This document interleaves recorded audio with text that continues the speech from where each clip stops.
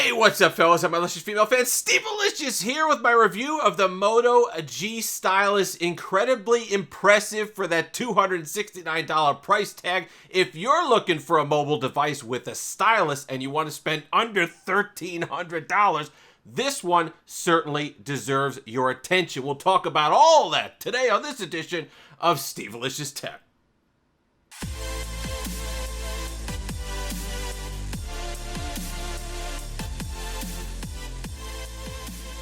And we're back as always. Thank you so much to all the new subscribers, up over 920 as of the filming of this video. If you're loving the budget phones, and there's plenty more of those to come, go ahead and give that subscribe button a tussle.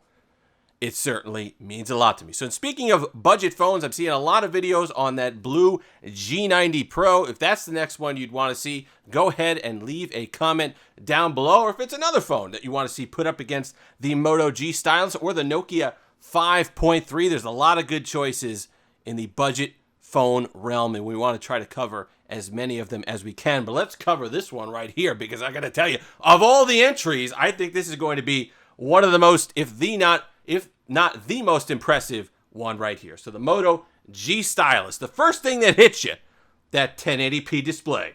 And I got to tell you, just bear with me on the, I know it goes dark here on the lighting. We're working on that. Got a nice new little setup coming that might alleviate that. But the 1080p display, and a lot of times on these budget devices, you know, devices in the $200 range, one of the things that they skimp on big time is the screen. But that's unfortunate because it's so much of your user experience that you kind of want the screen, if anything, to be one of the things that they keep up the spec on. And they certainly have here. I'll tell you, I've seen a lot of devices. I've seen a lot of LCD panels. This is, for my money, the best LCD panel I've seen on a phone. And it's right up there as far as display quality. What do you think when you think LCD, right? You're thinking, okay, well, it's not going to get bright enough. Not a problem here. It gets plenty bright. You have daytime brightness. It's excellent. The other thing you think is, well, the colors aren't going to be, what's the saturation? Oh, the colors aren't going to be as punchy, right?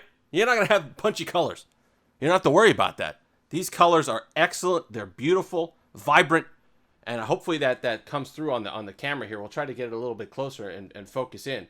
But it is just an absolutely gorgeous display, and I'm glad that they decided to do that. You got a little hole punch camera, which I like. For some reason, the teardrop on budget devices, I think, makes them look cheap. I know that doesn't make a difference. It's about functionality, but at the same time, if you can give me the hole punch on the LCD, I quite like that. 4 gigs of RAM. We'll talk about that in a second. 128 gigs of storage, expandable. 4,000 milliamp hour battery. They're claiming 2 days, and you know, I'm getting 6 hours of screen on time. That's more than enough. That's more than enough. I mean, you got the Snapdragon 665 in the thing. It's good on battery.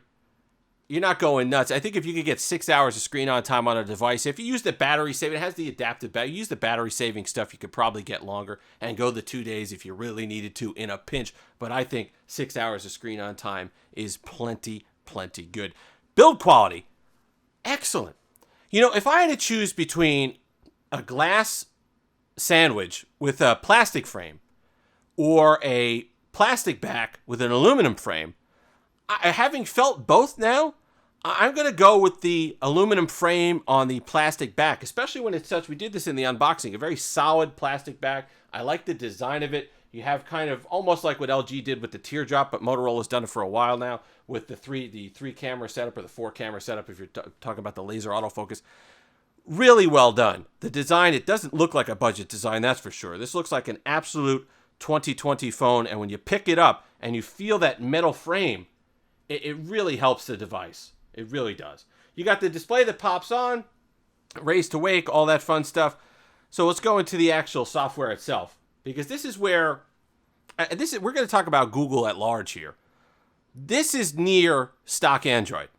Moto has a very light skin on their phones, which is why I like them. That's why I like the Nokia phones. That's why I like the Sony phones. It's very light Android skin. So you get a lot of the functionality of Pixel phones and the updates, quick updates, except on devices that $269, other makers. This one is no exception. I knew that they had done this, but Google added phone screening to other devices that are using near stock Android or the Android One devices. So when you get a call, a robocall, you can go ahead and have it answer for you, phone screen, which is quite nice. You've got the Swipe up for your app tray. Swipe down from anywhere from notifications, which I really love. You get to swipe down on the back on the capacitive fingerprint sensor. If I could get it right. It's off by default, so I got to make sure I get that. Yeah, you can scroll, you can do that and push down. It works. I don't really use that a whole lot. I think it's easier to just swipe down from anywhere, but you got to go ahead and put that on. A lot of good features and a lot of good performance. The only hang up and the only thing that I could think that they really compromised on was that RAM. And I know people jump on me all the time when I say 4 gigs isn't enough, 6 gigs isn't enough.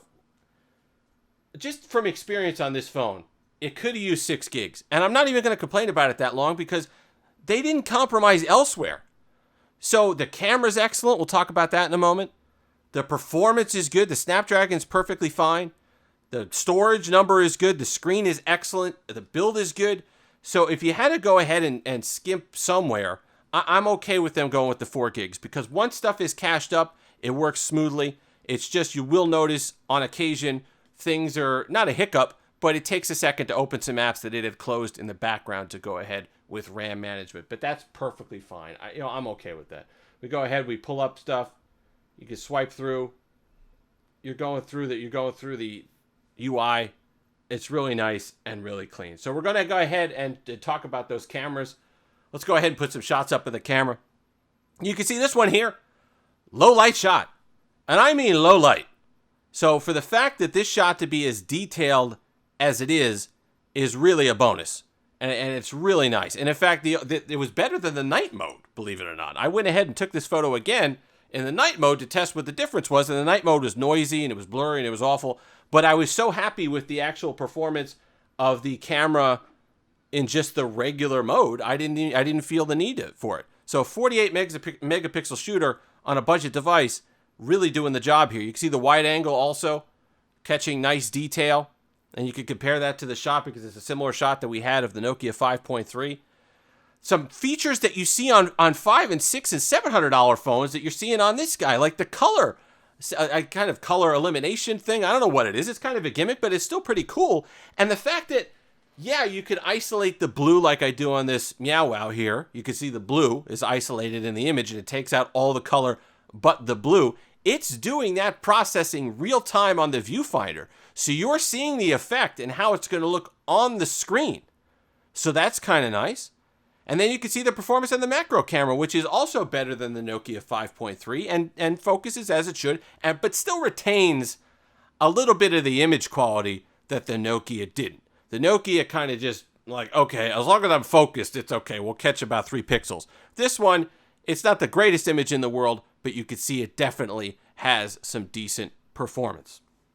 Speaking of performance, let's talk about gaming. There you go. We got it right. Everybody's favorite. We're going to pull up Call of Duty. Listen, it's either PUBG, Fortnite, or Call of Duty. I happen to be a Call of Duty mobile player, so there you go. Call of Duty mobile. We'll pull that up. You can see smooth performance. It doesn't take a lot to game now. And you can see that on the Blue G90. And you can see that on the Nokia 5.3. It doesn't take a lot to game at these decent settings. Decent to high settings. This is high settings here. You're not going to be dropping a ton of frames. It's a perfectly playable experience, and you could go ahead and enjoy that and not have to worry about it. And games that aren't as intensive as that, you're going to get great performance. You go out there playing Pokemon Go, you're going to be just fine catching Pikachu. No problems whatsoever.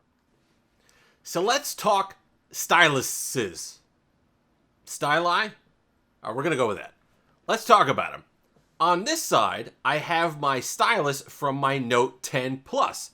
Very nice, very impressive. Bluetooth connectivity, that capacitor that allows it to run for 30 minutes on a single minute of charge. You also have the copper coils in there for the wireless charging and also to create the magnetic field that allows it to detect where it is on the screen, even if it's not touching the screen. Very nice. On this hand, I have the one from the Moto G Stylus. It's aluminum or some sort of metal. It's got good weight to it, and it has a little nib on the top that basically tells the capacitive screen where it is when it physically touches it. Two very different approaches to manual inputs on your phone, but I'm going to go ahead and go out on a limb here and say that 90 to 95% of the functionality you get out of this guy, you're going to get out of this guy on the Moto G Stylus. Let's be honest for a second, okay? This is very fancy. I love the technology. But how many of you people are actually sitting there doing air command like your little Harry Potter? You're going back and forth, you're waving, you got your wand, I'm going this way, I'm going this way. Oh, this video, next video, next video, next song. Double click. What do you use this for? Use it for drawing, use it for scribbling notes, or scribbling things on top of pictures or memes to send to friends. Okay? You use it to crop things on the device, or you use it as just a kind of a UI input device like a mouse and you're scrolling. I've had the remote picture taking functionality on this since the Note 9. I had it on the Note 9. I have it now on the Note 10 Plus. I think I've used it once. Once where you're like, you put your hand down the side and you hit the button and you got your camera and it's nice to have. But I'm telling you, if you're honest with yourself about how you want to use the pen, you're going to get more than enough functionality out of this in a $269 device, as opposed to this in the Note series, which now for the Note 20 Ultra, the one you're going to want, is a $1,300 device. So, they have a nice little suite, nice simple suite of software that goes with this. We're going to talk about that right now. Also, quick shout out to Yoda helping today, by the way. He's enjoying anything with a lightsaber or a stylus. He certainly enjoys, so we thank him for helping out. So let's talk about that pen functionality, because there is a lot of it. And like I said, 90% of what you're getting on the other one, you're getting here. So you go ahead, you pull the pen out. Nice weight to it. I hate when you pull out these pens and they're these plastic, lightweight, awful things that you don't think you're going to be able to write accurately with. I like the fact that they made this a metal pen. You kind of get that weight and you can kind of keep it where you want on the screen, and it is quite nice. So you pull it out, and it knows it's not Bluetooth, but it still recognizes when the pen's out, so you go ahead and get some functionality here. So we're going to focus in on that.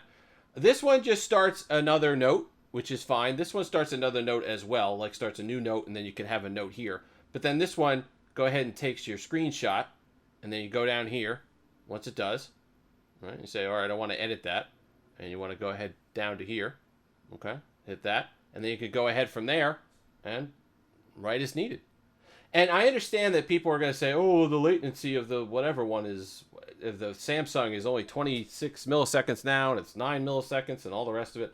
I get that. That's fine. But at the same time, for writing and doodling and stuff like that, I don't think it's going to be that big of a deal. So let's go ahead and just write a note.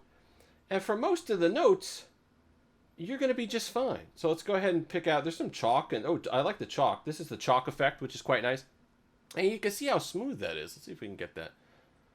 Very smooth. I mean, I understand you're drawing like 100 miles an hour. You're going to notice some delay, but you don't do that, right? You're just writing, just writing notes back and forth. This gets A+ for me. And I like it. I like it a lot. I like the fact that you could get some pen functionality for not $1 trillion, and you're going to use the same amount on this as you do some of those bigger phones. And if you could save yourself that, and if you really like the pen input, and there's something to be said for the pen input. For a while I kind of shied away from it, but when it got more functionality like this, where you could highlight messages, you could have like a chalkboard like this, or a whiteboard, or do different things, or jot down notes, or quickly, if someone's just giving you their phone number from the lock screen, you could go ahead. It's like, oh, we got a meeting next week. We got to talk to whoever, and you're just sitting there like, hold on, wait a second. I just let me, and then you're fumbling to add a contact. No, none of that. Right from the lock screen, go ahead, write down your phone number, 973 bye, whatever it is, and you're good to go. And then you save it, and then you have it in your phone without having to pull out a new contact, without having to pull out a notepad, without having to pull out a pen or any of that stuff. So I really think that the pen functionality is excellent. They also have something in the settings which is really nice, and I want to see if I could get it really quickly here. See if we could pull it up in the settings. Go down to here, settings. Let's go pen. Let's see if that has that. If it has, no, it's going to be stylus. Stylus. And no results for the stylus settings. They're killing me here. But basically, oh, here it is, right here. Removal reminder, and also record last removal, if you can see that. This is really excellent. I'm going to turn it on. Basically, what it does is it takes the time and location of when you last removed the pen. So let's say you lose it, or you go like the entire day, and then you get to the end of the day and you're like, oh man, you go to take the pen out, it's like, oh man, I don't have the pen. You go back to the phone and it'll tell you, hey, you last took this pen out at 2:19 in the afternoon and you were, X location, and you could go back and say, oh, wait a minute, 2:19, I was at wherever.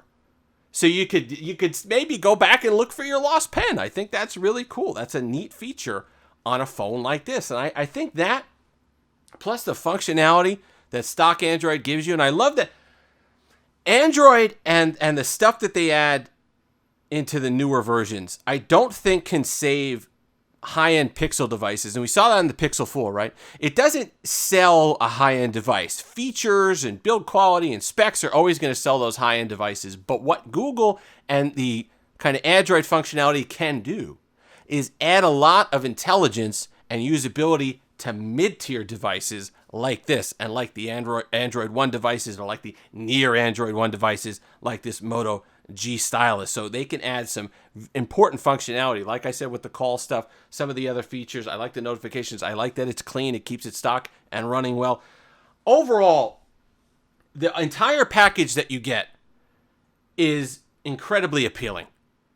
When you talk about these budget devices, you're talking about if you're looking at a budget, I'm going to say under $300, you're really having a conversation with yourself about what compromises you want to make. A lot of them make the compromise on build quality. A lot of them make the compromises on screen. A lot of them now are making compromises on processor, whether it's, RAM like this one did, storage capacity, battery life, even though it seems like the budget phones are going higher on the battery end. A lot of them aren't skimping on the battery life. But as far as the choices that had to be made here, if 4 gigs of RAM is the worst thing you got to live with on this for $269, and like I said, you can find a lot of deals. I'll include a link in the description from Amazon on the best current price, and that way it always updates. But I'll tell you what, I've seen a lot of goofy things, even from Motorola, like odd choices. You're like, well, 720p display? Plastic back and front, glass and aluminum, like just weird choices. So if you look through budget phones, you know what I'm talking about. If you go on GSM Arena, or you watch these videos and you start kind of comparing these devices, you understand that they make some bizarre choices on which combination they want to put together to make a device hit a certain price point. And I think if you're having that kind of conversation, you're looking there, you could do a lot worse than the Moto G Stylus. This is an excellent device. I set a headphone jack, USB-C charging. I said it in the unboxing. I added that little bit when I said after I used it for a couple days, there are a lot of devices in the $300 range. I'm like, geez, I can't wait to get my SIM out of this and go back to my Note 10 Plus because I'm missing this, and this. I wasn't saying that about this phone. That says a lot at this price point. And it's getting exciting down here. It really is. It's getting exciting. Those sub 300 devices, it's getting interesting. So if you have any other questions on it, let me know in the comment section below. Let me know what phone you would like to see next. If you've made it this far, like, comment, subscribe, all that fun stuff. Until next time, have that Steve-alicious day.